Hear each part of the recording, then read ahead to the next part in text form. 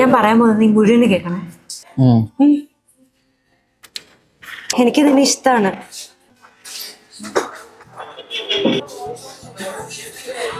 ഇപ്പൊ തുടങ്ങിയതൊന്നല്ല. പണ്ട് സ്കൂളിൽ പഠിക്കുമ്പോ ഞാൻ നിന്നോട് പറയാൻ വന്ന ഒന്ന് ഗ്രൂപ്പ് ഫോട്ടോ എടുക്കാൻ നിന്നില്ലേ സ്കൂൾ ടൂർ പോയപ്പോ. പക്ഷെ എനിക്ക് പറയാൻ പറ്റിയില്ല. പിന്നെ നിനക്ക് 5-ാം തീയതി വന്ന് നീ ഒരാഴ്ച ക്ലാസ്സിൽ വരാതെന്ന് ഓർമ്മയുണ്ടോ? അന്ന് നീ 2 ദിവസം വരാതിരുന്നപ്പോ തന്നെ എനിക്ക് എന്തോ പോലെയായി. ഞാൻ നിനക്ക് പിന്നെ എങ്ങനെ ഉണ്ടെന്ന് അറിയാൻ വേണ്ടിയിട്ട് നിന്റെ വീടിന്റെ വാക്കിൽ കൂടെ അങ്ങോട്ടും ഇങ്ങോട്ടും കുറെ നടന്നു. പക്ഷെ കാണാൻ പറ്റിയില്ല.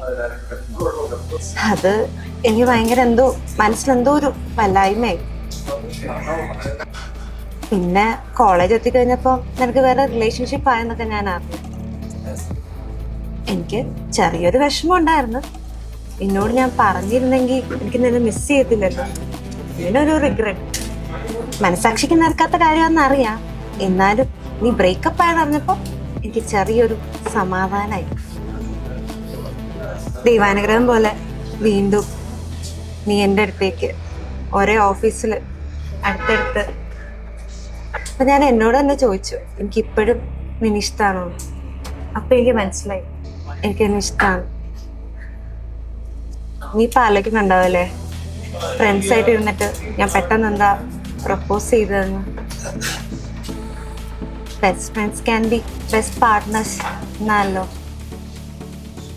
വിൽ യു ബി മൈ ഡാ? ഇങ്ങനെ പറഞ്ഞ അവൻ ഓക്കെ പറയില്ലേ? ഇങ്ങനെ അവനെ പ്രപ്പോസ് ചെയ്താ അവൻ ഓക്കെ പറയില്ലേ? നിന്റെ ഫേസ് റിയാക്ഷൻ കാണുമ്പോൾ എനിക്ക് മനസ്സിലാവുന്നുണ്ട്. Okay, all the best. Thanks.